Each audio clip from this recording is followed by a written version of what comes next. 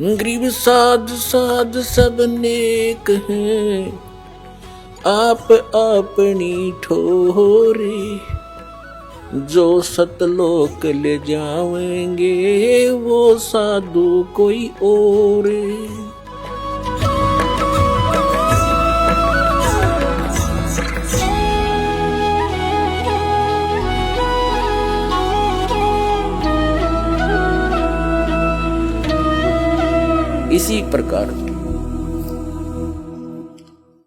इसी प्रकार आदरणीय गरीबदास साहिब जी ने परमात्मा की इस लीला को, जो उन्होंने गणक हाथी पर बैठकर गणका यानी वैश्या को बीच में बैठाकर लीला की थी, फिर उनको दरिया में डुबोने की कुचेष्टा की थी नालाकों के कारण, वो सारा चित्रण बड़े प्यार से किया हुआ अपनी अमृतवाणी में परमात्मा से प्राप्त दिव्य दृष्टि के द्वारा। पुण्यात्माओं, जैसे लाखों वर्षों पहले श्री रामचंद्र जी ने जो लीला की थी, जिसको रामायण कहते हैं, उस रामायण का, वो सारी घटनाओं का ज्यों का तो चित्रण श्री तुलसीदास जी ने अपने वचनों में अपने हिसाब से अपने वाणी में किया था। तो वो सबको मान्य है कि जो तुलसीदास जी ने लाखों वर्ष के बाद उस समय चल रही चलचित्र की तरह वो सारी घटनाओं को देखकर और लिखा था और सत्य माना जा रहा है। इसी प्रकार अपनी दिव्य दृष्टि की रेंज होती है, जैसे एक सूक्ष्मदर्शी होती है, एक दूरदर्शी होती है, तो दूरदर्शी का भी, दूरबीन का भी अपना अपनी रेंज होता है, क्षमा होती है। कोई तो 1 किलोमीटर तक दिखा सकती है, कोई 100 फुट तक ही दिखा सकती है, देख सकती है, और कोई ऊपर के ग्रहों तक भी देख लेते हैं यहाँ से बैठे, उनकी इतनी अक्षमता होती है। इसी प्रकार कबीर परमात्मा द्वारा प्राप्त उस दिव्य दृष्टि की रेंज गरीबदास जी को जो मिली थी वो सबसे ज्यादा थी। अरबों खरबों वर्षों पहले के ज्ञान, सतलोक से क्या हुआ, कब हुआ, कैसे हुआ और भविष्य में क्या होगा, वो सारा आदरणीय गरीबदास साहिब जी ने अपनी अमृतवाणी में तुलसीदास जी की तरह लिखा, जो हमें मान्य है और होना चाहिए। वो सुना। अब क्या बताते हैं, फिर गणका के संग चले सीसी बरी शराब, गरीबदास उस पूरी में जुल्हा भया खराब। कि उस नगरी में, उस काशी नगरी में कबीर परमात्मा उन लोगों की दृष्टि में एक बेहुदा व्यक्ति लगने लगा। जुल्हा यानी वो कबीर धानक परमात्मा हुआ खराब, यानी सबकी दृष्टि में वो गलत सा लगने लगा। क्योंकि फिर गणका को संग लिया सीसी बरी शराब, वैसा को साथ लिया और लोगों की दृष्टि में वह सीसी शराब की थी, लेकिन वो गंगा जल था। गरीबदास उस पूरी में जुल्हा भया खराब, तारी बाजी पूरी में ये भिष्ट जुलदी नीच, गरीबदास गणकास जी ही 2 संतों के बीच। गरीबदास जी क्या बता रहे हैं कि उस पुरी में, नगरी में, जब कबीर साहब को उस दशा में देखा, हाथी के ऊपर बैठे हुए हाथ में शीशी शराब की तरह पी रहे थे गणका को, वैसा दोनों संतों के बीच में बैठी थी, तो सारी नगरी में ताली पिट्टी, हंसी मजाक करें, गाली दें, ये दुल्हा नीच, वो अपनी असलियत पर आ गया। देखो, तारी बाजी पूरी में ये भ्रष्ट दुलहदी नीचे, गरीबदास गणकास जी ही 2 संतों के बीच। गावत बैन विलासे पद गंगा जल पीवंत, गरीबदास भी भल बहे वो मत वाले घूमत। बड़ुआ बड़ुआ सब कहें कोई न जाने खोजे, दास गरीब कबीर कर्म ये बाटे सिर का बोझे। क्या बताते हैं कि कबीर साहब पर अपनी महिमा के शब्द गा रहे थे। गावत बैन विलास पद वो गंगा जल पीवंते, गंगा जल पी रहे थे शीशी से। और गरीबदास भी भल बहे वो मतवाले घूमंते, जैसे लोगों को ऐसा लग रहा था ये तो बिल्कुल शराब के नशे में और मतवाला होकर घूम रहा है। बड़ुआ बड़ुआ सब कहे कोई न जाने खोजे, दास गरीब कबीर करम ये बाटत सिर का बोझे। सब कहने लगे तो बड़ुआ है, गंदा आदमी है, देखो सरेआम क्या जुल्म कर रहा है। तो कभी गरीब आदमी गरीबदास साहब जी कह रहे हैं कि भड़ुआ भड़ुआ सब कहें और कोई ना जाने खोज, वास्तविकता से को परिचित नहीं, ये लीला क्या कर रहे हैं। गरीबदास जी कह रहे हैं कि कबीर परमात्मा वो अपने सिर से इन नकली शिष्यों का बोझ पटक रहे हैं, डारत सिर का बोझ। अपने आत्माओं, इस तत्व ज्ञान से आपको बहुत कुछ ज्ञान होगा। जैसे ये नकली संत लाखों करोड़ों शिष्यों को अपने पीछे लगा कर गर्व महसूस कर रहे हैं कि हम बहुत बड़े संत और मंडलेश्वर बन गए, और ये पता नहीं आपको ज्ञान है नहीं, आप अधिकारी हो नहीं। इतने शिष्यों को आप भ्रमित करके परमात्मा की आत्माओं को कितने अपराधी दोषी बन रहे हो। आपके ऊपर इतना जबरदस्त भार हो जाएगा, आप तो असंख्य जन्मों तक नरक से नहीं निकल पाओगे। तो ये परमात्मा ने भी यह लीला की कि जब देखा 64 लाख से उस समय, आज से 600 वर्ष पहले 64 लाख से होना कोई बालकों का काम नहीं, ना कोई मीडिया था, ना कोई ऐसा। और दानक जुलाहे के घर जन्म जिसका, एक गरीब व्यक्ति आम आदमी की दृष्टि में तो कितने समर्थ थे वो, कैसे उन्होंने लीला करके अपने बच्चों को अपनी शरण में लिया, उनको सत भक्ति दी। लेकिन हम परमात्मा को ना पहचान कर उससे ऐसे ही बिछुड़ते रहे। अब वो कमी, अब जो दास आज सत्संग सुना रहा है वो लास्ट में रिजल्ट निकलेगा इसका। तो वह त्रुटि, वो कमी अभी तक हमें हानि करती रही, आगे अड़ती रही। तो क्या बताते हैं, तो सभी के सभी जो शिष्य थे वो अपने आप विमुख हो गए, सत्संग में जाना छोड़ गए। यहाँ दो स्थिति होती है, एक तो होता गुरुद्रोही। गुरुद्रोही वो होता है जो गुरु की निंदा करने लग जाता है, उसका विरोधी बन जाता है, तो वो तो गुरुद्रोही है। गुरुद्रोही तो कभी भी फिर भविष्य में अगले जन्मों में कई असंख्य युगों तक मानव शरीर नहीं प्राप्त करता। और जो वैसे ही लोक लाज में दब के अराना छोड़ गए तो उनको, और गुरुद्रोही हुए नहीं, गुरुद्रोही की परिभाषा आपको बताई थी, तो उनको फिर आगे उस परमात्मा के द्वारा दी गई भक्ति, जिसने 2 वर्ष की, किसी ने 10 वर्ष की, किसी ने 20 वर्ष भी की होगी, किसी ने 30 वर्ष भी की होगी, तो उस भक्ति से वो फिर रह गए यहीं पर। लेकिन उस भक्ति के कारण परमात्मा उनको चार्ज कर गए, इतने दयालु हैं। उनको फिर मनुष्य जन्म मिलने शुरू हो गए, और वो ही आप हो जो यहाँ आ रहे हैं। उन 64 लाखों में से पहले वो आएंगे। आप भटक रहे हो, परमात्मा से दूर हो गए, लेकिन वो दयालु हैं।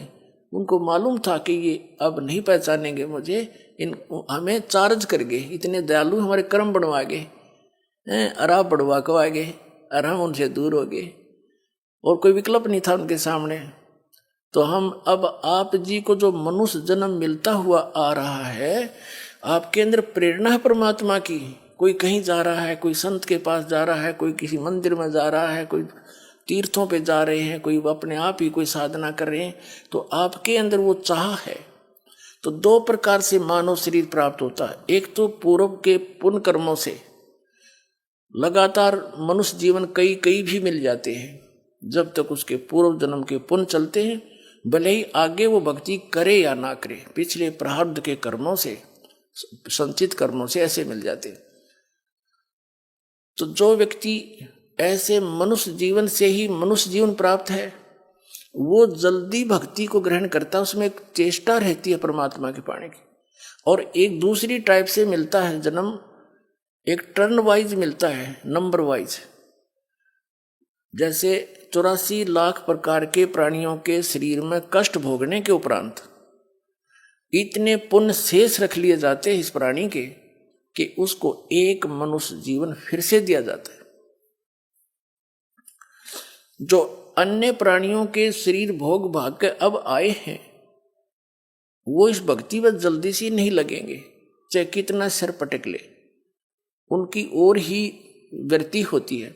तो आप जी जो कहीं भी किसी संत के पास गए हैं, उनके पास या किसी मंदिर मस्जिद गुरुद्वारों में जा रहे हो, आप वो आत्मा हो जो मनुष्य जीवन से ही आपको पुनः मनुष्य जीवन प्राप्त हुआ। पिछले जन्म में भी आप मानव ही थे, इसीलिए आपके अंदर अन्य व्यक्तियों से एक विशेष, आपके विचार भी अच्छे होते हैं, आपका भाव भी ठीक होता है। भले ही आप कितनी बुराई कर रहे होते हो उस समय, लेकिन इस ज्ञान को सुनते ही बड़े बड़े शराबियों ने शराब त्याग दी, दुराचारियों ने दुराचार त्याग दिया, डाकुओं ने डाके डालने छोड़ दिए, चोरों ने चोरी छोड़ दी, रिश्वतखोरों ने रिश्वतखोरी छोड़ दी।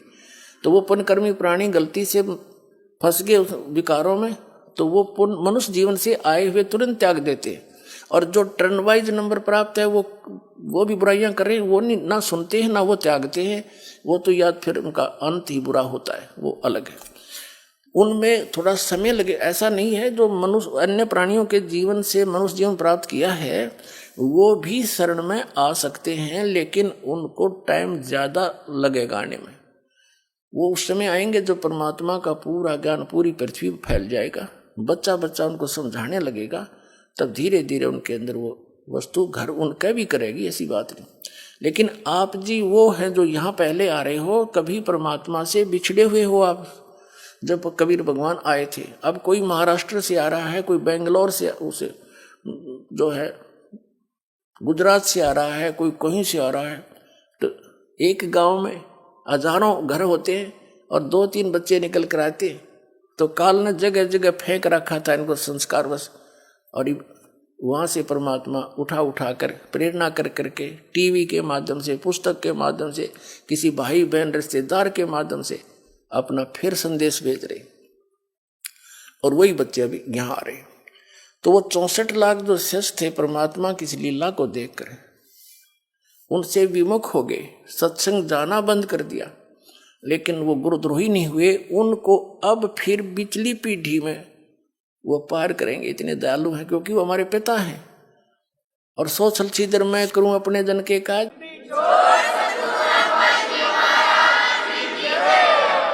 इन संतों ने सोचना पड़ेगा कि बाहर ने सिर पर धर के ले जाओगे, भगवान भी पटक दिया उन्होंने।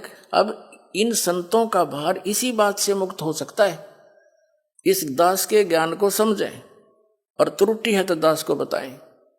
कोई मैं गलत कह रहा हूं तो एक तो बोला, कोई सारे सांप सूंघ गया सब ने, तो इसका मतलब ये हार तो चुके हैं। जनता भोली आत्मा श्रद्धालु हैं, चिपके बैठे हैं, इनको जब समझ में आओगी ये स्वयं आ जाएंगे। और जो ज्यादा ही अच्छी आत्मा यानी ड्योटी है और विवेकहीन है, वो उनके पास रह जाएंगे। तो उन पर फिर भी भार रहेगा, क्योंकि उन्होंने तो मिसगाइड कर ही रखा है, उनकी आत्मा कह ही नहीं रही कि ये कल्याण करवा लें। तो उन सब का जो मिसगाइड किया हुआ, चाहे वो बेशक यहाँ आ जाए, फिर भी उन पर भार रहेगा, उन संतों पर जिन्होंने उनको पहले भ्रमित किया हुआ है। तो उनका एक ही तरीका है, वो स्वयं सबको कह दें, इस ज्ञान को समझें, वैसे नहीं खूब गहराई से जाने। वो भी भगवान के लिए निकले हैं, उनको भी परमात्मा चाहिए, मोक्ष उनको भी हो सकता है। और जब आपके पास मोक्ष मार्ग नहीं है तो यहाँ से आज कितनी सुविधा आपको कल को नहीं रहेगी। 84 लाख योनियों में जाना पड़ेगा, नरक में डालेगा काल तुम्हें। तो ये संत एक बार इनको कह देंगे कि भाई देखो ऐसे आशा है, हमने कोशिश बहुत की, हमें भी ज्ञान नहीं था, इस ज्ञान से तो सिद्ध हो ही जाएगा, उनको ज्ञान है नहीं। अरदास सरेआम कह रहे हैं इनको ज्ञान नहीं, इनके पास कोई समाधान नहीं, फिर भक्ति किस लिए कर रहे हैं? जब कोई साधन नहीं है और ज्ञान नहीं है, फिर क्यों आप भ्रमित जनता को कर रहे? तो इससे इनको ये समझ में आ जाना चाहिए और कह देना चाहिए अपने अनुयायियों को, भाई ऐसे ऐसे बात बन गई, मुझे भी ज्ञान नहीं था, और आप भी चलिए आप कल्याण कराओ आप जा करके। अब एक डॉक्टर के पास आने में के शर्म माने? दास डॉक्टर है, आपको जन्म मरण का रोग है, परमात्मा ने दास को डॉक्टर बना के भेज दिया, तो सारा विश्व आ जाओ।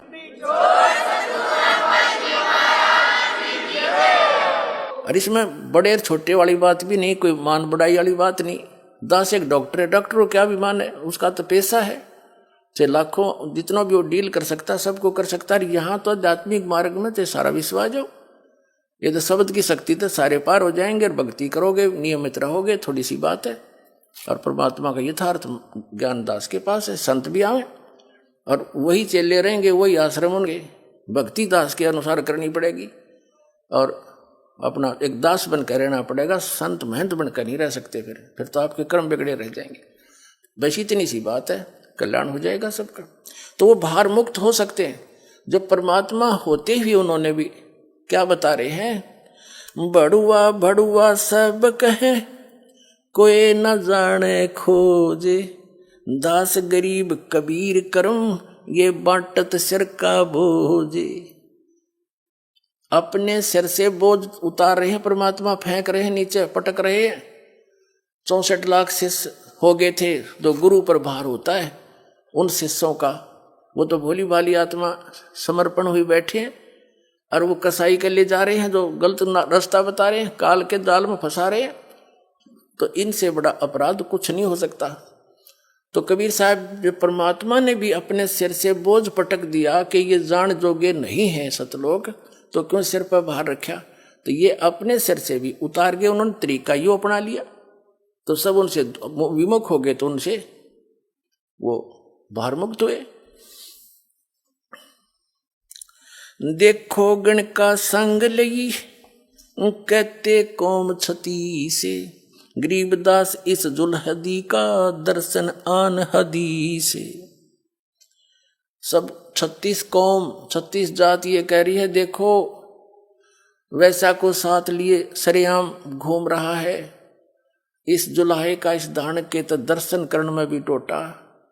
और फिर क्या कहते हैं, शाह सिकंदर लोधी के पास पहुंचे, शाह सिकंदर को सुनी भ्रष्ट हुए दो संत, गरीबदास चारों वर्ण उठ लागे सब पंथ। यानी सिकंदर लोधी के पास सभी ने जाके बता दिया कि ये दो संत आदरणीय रविदास साहिब जी, परम पूज्य कबीर परमेश्वर जी के विषय में कहा कि वो दो भ्रष्ट हो गए, उन्हें सरेआम वैश्यावर्ती करते हाथी पर घूम रहे। 4 वर्ण 6 आश्रम दोनों दीन खुशहाल, गरीबदास हिंदू तुर्क पड़ा शहर गल जाल। अब क्या बताते हैं कि सभी के सभी जितने दोनों धर्मों के आचार्य शंकराचार्य पीर गुरु थे, ये सब बड़े खुशी बनाई, आज इसका टंटा कट जाएगा, आज इसको राजा जान से मरवा देगा, फांसी की सजा देगा, इसको दंडित करवाएंगे। शाह सिकंदर कह गए सुन कबले अरदास, गरीबदास तलबा हुई वो पकड़े दोनों दास। आदरणीय गरीबदास साहिब जी बता रहे हैं कि शाह सिकंदर के जब सब लोग गए काशी के इकट्ठे होकर के और उन्होंने अर्ज करी, तब सिकंदर लोधी ने कहा कि लाओ उन दोनों को पकड़ कर। तो वो दोनों पकड़े गए, आदरणीय रविदास साहिब जी, परम पूज्य कबीर परमेश्वर जी। कह कबीर यो क्या किया गणकालीनी संगे, गरीबदास भूले भक्ति ये पड़ा भजन में भंगे। अब सिकंदर लोधी शेष था, पहले तो जो ज्ञान सुन रखा था भगवान का, उसके आधार से बोला कि कहो कबीर यो क्या किया, वैसा ले ली संग और गरीबदास भूले भक्ति। सिकंदर लोधी कह रहा है कि तुम भक्ति भूल गए और आपके पड़ा भजन में भंगे। अब परमेश्वर कबीर जी क्या कहते हैं, सुन सिकंदर बादशाह हमारी अर्ज आवाज, गरीबदास वो राक्षसी जिन ये साजा साज। वो तो जानी जान थे, उन्होंने तो जानबूझ कर लीला की थी, और एक दास बनकर कह रहे हैं कि हे सुनो सिकंदर बादशाह हमारी अर्ज आवाज, और गरीबदास वो राक्षसी जिन ये साजा साज। भगवान आप रक्षा करेगा मेरी, जो मेरे से गलती बनी या ना बनी। जैसे सिकंदर लोधी ने शिक्षा दी कि क्या क्या किया कबीर जी आपने, यो वैसा कुछ साथ ले लिया, आपकी भक्ति में कितना हानि होगी। तो परमात्मा एक दास बनकर उतरे थे। एक दास की लीला, एक हर तरह की लीला वही करके गए हैं जो एक संत ने करनी चाहिए और एक भक्त ने करनी चाहिए और एक अच्छे नागरिक ने किस तरह अपना गुजारा करके जीवन निर्वाह करना चाहिए। और परमात्मा तो 6 अवतार लीला उनकी चल ही रही थी। काशी में बैठ कर पूरे ब्रह्मांडों को घुमा रहे थे और साथ में एक तत्वदर्शी संत वाली भूमिका भी वही कर रहे थे। खरी खरी जो कहते हैं सोई संत कहावे, और जेता मीठा बोलिया तेता संत ना हो। तो परमात्मा जो संत ने, सतगुरु ने जो बोलना चाहिए, सच्ची सच्ची कहनी चाहिए, वो परमात्मा कबीर जी ही बोल के गए थे। और जो सच्ची कहता है वही सतगुरु होता है। तो कबीर साहब जी भी ही रियल में सतगुरु और परमात्मा थे ही। तो अब वो सेवादास को दे दी उन्हें सारी सच्ची कहने की, चाहे जो शरीर रहो चाहे ना रहो, उसका संदेशा पूरा पहुंचाऊंगा उसके बच्चों।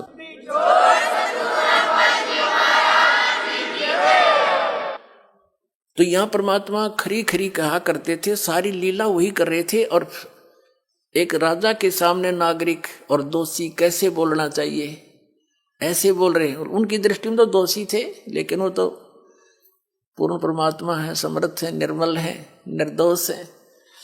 सुन सिकंदर बादशाह हमरी अर्ज आवाज। और कबीर साहब की तरफ से गरीबदास जी कह रहे हैं, गरीबदास वो राक्षसी जिन ये साजा साज, कि मेरा तो भगवान मेरी रक्षा करेगा, जो भी मेरे से हुई सो हुई। अब क्या बताते हैं, फिर क्या किया। जड़िया तोक जंजीर गल सहा सिकंदर आप, गरीबदास पद लीने है वो तारी अजप्पा जाप। अब कबीर साहब लीला कर रहे हैं, हमें बता रहे हैं, समझा रहे हैं कि कोई भी आपत्ति आप पर आ जावे, चाहे झूठी या सच्ची, किसी प्रकार से भी, आप किसी कर्म से या वैसे किसी की गलती के कारण, तो उस समय परमात्मा के इस अजप्पा जाप जो नाम आपको दे रखा है, इसमें लौ लगा लेना। फिर जो भी होगा परमात्मा आधार से ही होगा, उसमें अन्य किसी का चिंतन नहीं करे। कोई भी आपत्ति के समय अपने मालिक के उस नाम का स्मरण करे जो आपको प्राप्त है। क्या बता रहे हैं, जड़िया तोक जंजीर गल साहा सिकंदर आप, गरीबदास पद लीने है ये तारी अजप्पा जाप। हाथों जड़ी हथकड़ी पग बेड़ी पैराए, गरीबदास बीच गंग में तांजी दीना छटकाए। गंगा के बीच में हथकड़ी बेड़ी लाके उसमें डाल दिया। जड़ गए तोक जंजीरे सब, जड़ गए तोक जंजीरे सब, लगे किनारे आए। गरीबदास देखे खलक सौ काजी बादशाह। अब क्या हुआ, जब वो गंगा में पटका, उन्होंने हथकड़ी बेड़ी सारी जड़गी। कबीर साहब ऐसे बैठे हैं जल पर, जैसे थल पर बैठे होते हैं, नीचे से बड़ा वेग से लहरें जा रही हैं जल की, मालिक बैठे। फिर परमात्मा वापस आ गए किनारे पर। फिर उन्होंने सोचा ये तो ना मर रहा, अब इसका पत्थर बांधो और फिर दोबारा उसी में छोड़ के आओ। जड़ गए तोक जंजीरी से वेग लगे किनारे आए, गरीबदास देखे खलक सौ काजी बादशाह। तो सारी जनता देखे, दर्शक सारा शहर उमड़ कर जा रहा, और बादशाह भी वहीं खड़े। काजी और मुल्लारी हमारे एक धर्मगुरु थे, वो सारे वहीं देखे तमाशा का काम होगा इसका, हमारा रोड़ा निकलेगा, हमारा कांटा निकलेगा आज। जो वो अज्ञानी समझ रहे थे भगवान को, जो उनका भी पिता उनको भी सतमार्ग दर्शन कर रहा था कि तुम भ्रमित हो रहे हो और इनको भी भ्रमित कर रहे हो, वो सभी देखने चले गए, आज युग खत्म हो जाएगा। नीचे नीचे गंगा जल ऊपर आसन थीर, गरीबदास डूबे नहीं वो बैठे अधर कबीर। कहते नीचे नीचे गंगा जल, ऊपर ऊपर आसन थीर, यानी कति स्थिर खड़े बैठे आसन लाके। और गरीबदास जी बता रहे हैं कि सब नो कह रहे हैं डूबे नहीं बैठे अधर कबीर, यो अचरज कैसा भया ये देखें दोनों दीन। दोनों धर्मों के व्यक्ति वहां देख रहे हैं, ये क्या, ये कैसा अचरज है, ये डूबा नहीं। गरीबदास का जी कहे ये बांध दिया जलसीन। अब ये तुक्के मारे काजी लोग ने कहे इसने इस जल को अपने मंत्र से बांध दिया, इसलिए ना डूब रहा। तुम बांध लो ना, पढ़ो इसका माइक बजा के, है मूर्ख बनाओ दुनिया ने। गल में फांसी डारे करिए बांधो सिला सुधारे। क्या फैसला किया कि इसके गल फांसी लाओ, इसके गल में रस्सा बांध दो मजबूत सा, और इसके गले में भारा मोटा पत्थर बांध दो, यो डबो होगा इसने। गल में फांसी डारे करिए बांधो सिला सुधारे, अच्छी तरह बांधो पत्थर सिला। गरीबदास यो जुल्ह दी जब डूबे गंगदारे। सिला दरी जब नाव में बांधी गले कबीरे। ओए होए, पुण्यात्माओं, बालक नहीं है आज का मानव, बड़ा बुद्धिमान है। और हम क्या उद्देश्य लेकर जी रहे हैं। गरीबदास साहिब जी को परमात्मा ने ज्ञान दिया, उसमें क्या कह रहे हैं, बिन उपदेश अचंभ है क्यों जीवित है प्राण, और भक्ति बिना काठोर है ये नर नहीं पाषाण। उदय अस्त का राज जीव को जय कोई दे, और लाख बधाई के करे जय नहीं नाम तेने। अब क्या बताना चाहते हैं कि ये जीव मनुष्य जीवन पा करके भक्ति नहीं कर रहे, उपदेश नहीं ले रखा, ये किस आधार से जीवित है, किसको आधार मानकर जिंदा है। अगर इस ज्ञान को सुनकर ये इधर नहीं आते हैं उपदेश लेने, तो ये आदमी नहीं, ये पत्थर जल हो गए। इनके पाप कर्मों के कारण इनके ऊपर पत्थर हो गए, ये पत्थर हो गए, इंसान नहीं है। तो इतना किस लिए जी रहे? हम इन कार और कोठियों को, बेटा और बेटियों को अपना मानकर जी रहे हैं। कल मृत्यु हो जाए आपकी, क्या उद्देश्य था ये? कल बच्चे आपके सामने मर सकते हैं, ऐसे गंदे लोग में हम रह रहे, क्या यही उद्देश्य फाइनल है? कहते इस भक्ति बिना कहाँ ठोर है, ये नर नहीं पाषाण। तो यहां क्या बताना चाहते हैं? अपना आत्मा परमात्मा हमारे लिए कितना दुख उठा रहे हैं। आप तो भांग पिए पड़े हुए काल की। कबीर साहब कहते हैं, कबीर ये माया अटपटी और सब गट आण अड़ी, किस किस ने समझाऊं या कुआ भांग पड़ी। काल ने आपका अज्ञान की और यहाँ की झूठे लालच लोभ की, कोई ठीकार बंगले की, या एक ऐसा नशा चढ़ा रखा आपके इस माया का। कहते हैं कबीर साहब कहें, किस किस ने समझाओ या कुआ भांग पड़ी। किस साल से जी रहे, और 1 मिनट में ना जाने भूकंप आ जा, क्षेत्र का क्षेत्र नाश हो जाता है, और 3-3 पीढ़ी के बनाए हुए मकान वहीं पर उनके नीचे दबकर मर जाते हैं, और फिर बाकी बचे फिर भी कुशल खा कुशल है। यहाँ पर कबीर साहब कहते हैं, झूठे सुख को सुख है ये मान रहा मनमोद, ये सकल चबी ना काल का कुछ मुख में कुछ गोद। तो वो परमात्मा आपके लिए कितना भटक रहे हैं, उनका क्या उद्देश्य था आने का, इसे श्लोक न छोड़ के। वहां सारा सुख है, क्योंकि हम उसके बच्चे हैं, हमारे से गलती बन गई, बहुत भयंकर भूल बनी हुई है, और जिस कारण से हम यहाँ आगे उस मालिक ने छोड़ के इस काल के साथ में, इस विलियन के साथ आगे, हम इसको अच्छा आदमी मान के, और इसने हमारा केस हांग काट रखा, किसी का बेटा मर गया, किसी बेटी मर गई, कोई कैंसर से पीड़ित, किसी टांग कट गई, किसी बाजू कट गई है, कोई किसी कीड़े पड़े हुए हैं, कोई 84 लाख योनियों में कुत्ते गधे सुर बनकर हम कष्ट उठा रहे हैं, और फिर भी शांत है, क्योंकि हमें ज्ञान नहीं। जो ज्ञान वो देने आते थे वो आप तक पहुंचने नहीं दिया हमारे ही भाई बहनों ने, ये नकली गुरु और संतों ने, क्योंकि ये माया के भूखे हैं, ये महिमा की भूख है इन लोगों को। अभी न भी आँख खोलनी पड़ेगी, परमात्मा के इस प्रयत्न को सफल होने दो, और तुम भी समझो, और इन बच्चों को भी समझने दो, उस भगवान के बच्चों को कितने युगों से दुख पा रहे। अब ये समय है, अब 1000 वर्ष के लगभग ये समय ऐसा ही चलेगा। इसमें जो निकल गए और रह गए फिर वही नबीरान बैठी। कबीर साहब ने फिक्स कर रखा था, 5500 वर्ष जब कलयुग बीत जाएगा, उसके बाद पूरे विश्व में एक ही ज्ञान रहेगा और सभी नाम लेंगे। वैसे ये तो होगा ही होगा जो भगवान ने बोल रखा है। तो इन संतों के ऊपर ये रहम हो जाएगा, ये इस पाप से बच जाएंगे जो इनका मिसगाइड करने का भार ने सिर पर रखा है। नींद ने तो आना ही पड़ेगा, सब यहीं आएंगे, उन पर भार न्यों का न्यों रह जाएगा। ये शब्द बोले बिना इन्हें बोलना पड़ेगा।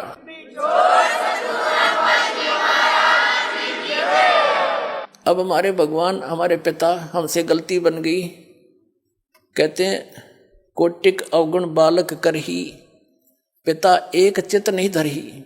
हमने उनको पीटा, उनको बड़ुआ कहा, उस पर तोप के गोले चलाए, पत्थर मारे। वो भी तो सारे उसी के बच्चे थे जो हिंदू और मुसलमान वहां खड़े थे। अब काल ने हमारे को डिवाइड करके एक दूसरे का दुश्मन बना रखा है ताकि ये भगवान के निकट ना चले जा, अपनी अपनी साधनाओं को उत्तम मानकर एक दूसरे के साथ मत्था पचाई करते रहे और भूल जा भगवान को। तो पुण्यात्माओं, आज का मानव बालक नहीं है। परमात्मा ने शिक्षा इसीलिए दी है तो भगवान पहचान सको आप, न इसकी कति हो सकता नहीं। चीज ने बेईमान बना दिए हम और बकवादी बना दिए। आप देखो इन बड़े बड़े शहरों में नौकरियां उच्च घराना की लड़की हैं, वह नंगी न ढकी ऐसे सरेआम घूमती हैं। तो यही विकास है क्या?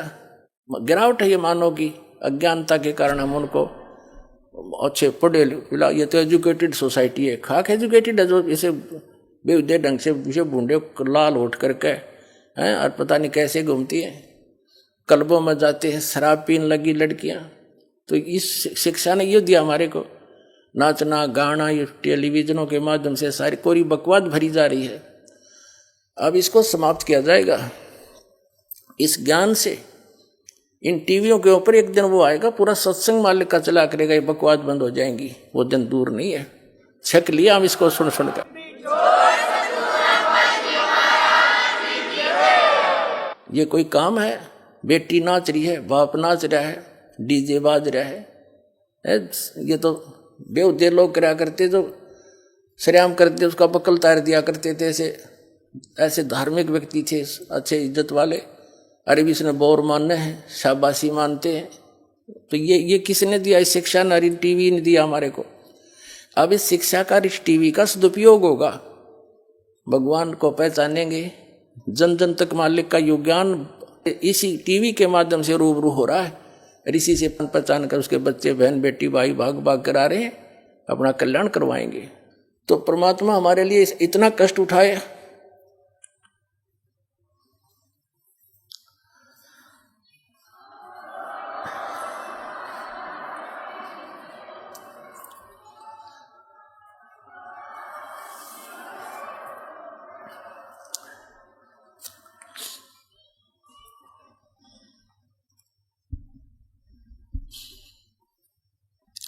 और हम उनको पहचान नहीं रहे हैं, ये हमारी बहुत बड़ी भूल है। इस भूल को अब समाप्त करो। असंख्य युग हो गए यहाँ धक्के खाते हैं। परमात्मा कहते हैं कोट जन्म तन भरमत हो गए, कुछ नहीं हाथ लगा रे, कुकर सुकर खरबया बोरे, कौआ हंस बगारे। पुण्यात्माओं, जिसको नशा हो वह व्यक्ति चाहे जून के महीने में पंजाब, राजस्थान, हरियाणा, यूपी के क्षेत्र में और बाहर पड़ा हो, पसीने में पसीना हो रहा हो, रेत उसका लगा हुआ हो, उसको कोई कहे भाई तू बहुत दुखी है, उठ ले यहाँ से, चल तुझे छाया में बैठाता हूँ, और वो कहता है जोड़ दे मौज हो रही है। तो आज हम इस स्थिति में है, इस गंदे लोक के सुख को हम सुख मान रहे हैं, हम शराबी की तरह पड़े इसके अंदर। और जब यह भांग उतर जाएगी आपकी, या शराब उतर जाएगी इस तत्व ज्ञान से, आपको नरक दिखाई देगा सतलोक की तुलना में। क्योंकि अभी हमें ज्ञान न ठीक नहीं मिला। सतलोक में कहते हैं प्रकाश ही प्रकाश है, आत्मा उसमें जाकर मिल जाती है जैसे बूंद समंदर में। और कुछ लोग क्यों प्रकाश ही प्रकाश है, वो अमरलोक है और वो सतपुरुष है, और उसमें बिंदु की तरह आत्मा भटकती है। ये कोई ज्ञान है? क्या रुचि बनेगी वहां जाने की? और जिन महापुरुषों ने परमात्मा को देखा, अपने गवाह बना के मालिक ने वापस छोड़ा, उन्होंने सारी सच्ची बताई है। वहाँ ऐसा ही सृष्टि है, वो शरीर ऐसा नहीं है, वो बगैर नाड़ी तंत्र का शरीर है, उसमें वृद्ध अवस्था नहीं होती। वहाँ सतलोक एक पृथ्वी है, सफेद उसका कलर है, जैसे रेई देखी हो आपने, उसमें सफेद मिट्टी हो जाती है, तो वो परमात्मा की वह सफेद मिट्टी है, लेकिन वो रेही नहीं, गजब की बहुत ज्यादा चमकीली है, जैसे बालू रेत है कि किसी तरह का, इस तरह की वह पृथ्वी अलग है, सफेद है, चमकदार है, और वहां पर सब सृष्टि है, बाग बगीचे हैं, हीरे पन्नों के वहां पहाड़ हैं, यहाँ तो पत्थरों के पहाड़ हैं, और गंगा जैसी दरिया वहां पर हजारों बह रही है, वो जल कभी खराब नहीं होता। इस गंदे लोक में ये गंगा दरिया का जल यही खराब नहीं होता। ये एक सैंपल दे रखा परमात्मा ने, अपने सतलोक से भेज रखी है, और वो आपके लिए कि विश्वास हो जाए कि वहाँ ऐसे मटेरियल है, वहाँ ऐसे पदार्थ हैं, कभी नष्ट नहीं होते, तो उसको छोड़कर तुम यहाँ आ गए। उस सुख को देखकर ही हम उसको परिचित होकर वहाँ रुचि बनेगी। अब जैसे किसी का गांव में छोटा सा प्लाट हो और उसने चंडीगढ़ के में को प्लाट बता दे कि वहाँ ऐसा चल मैं तुझे इस तरह मिलता है, ये फार्म भर दे, कौन ना भरेगा, क्योंकि वो देख चुका है। तो मिनट में भरे और फटाफट जा बैठे उठे छोड़ के उस गाँव वाले छोटे से घर ने। तो ऐसे ही जब आपको इतना ही विश्वास दास दिला देगा कि सचमुच वो ऐसा है, तो आपकी अपने आप रुचि बनेगी। या तो आपका रहना नहीं, चाहे करोड़पति है, चाहे 20 कोठी बना रहा है, 1 मिनट में मृत्यु होगी, कुत्ता बनकर उस कोठी के बाहर बैठा पाओगा। तो ये अपनी कैसे हुई, ये तो मूर्ख बना रखे अपने को। तो ये आपका विश्वास होगा इस बात का। तो भगवान हमारे लिए भटक रहे हैं, क्या क्या कष्ट उठा रहे हैं, और हम फिर भी आंखें नहीं खोल रहे। तो अब जागना पड़ेगा अपने, बहुत समय हो गया इसकी काल की भूल भुलैया में।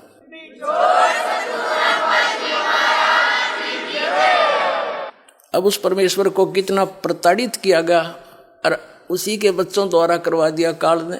सिकंदर लोधी क्या, हिंदू मुसलमान क्या, पीर और काजी ब्राह्मण क्या, आचार्य शंकराचार्य क्या, ये उसी के तो बच्चे हैं सारे, ये कोई दूसरे थोड़े ही हैं। वो समर्थ थे। अगर वो दूसरा समझते, जैसे ये और तुम देखो पुराने इतिहास देख ले, दुर्वासा जैसा का, दुर्वासा के पास थोड़ी सी भक्ति प्राप्त की थी, सिद्धि होगी, और श्री कृष्ण जी के पूरे परिवार को श्राप दे दिया, तुम्हारा नाश हो है, और वो नाश हो गया। यादव कुल का 56 करोड़ यादव कटका मर गए। तो वो उसके थे नहीं। और कबीर साहब समर्थ थे, दुर्वासा जैसे तो उसका गपात सिंह भी नहीं, समर्थ शक्ति है वो। और उन्होंने किसी को बद्दुआ भी नहीं दी। अब वो किसने बद्दुआ दे, किसने मारे, वो सारे उसी के बच्चे थे। अब जिस पिता ने यूँ मालूम है कि मेरे बालक है शराब पी कर चाहे लठ मार रहा है पिता के, वो अपना न सोचेगा, इसका उतरेगी जब समझेगा, मैंने पहचान लेगा। तो अब ये तो हम ऐसे थे, इस काल ने ऐसे बना दिए।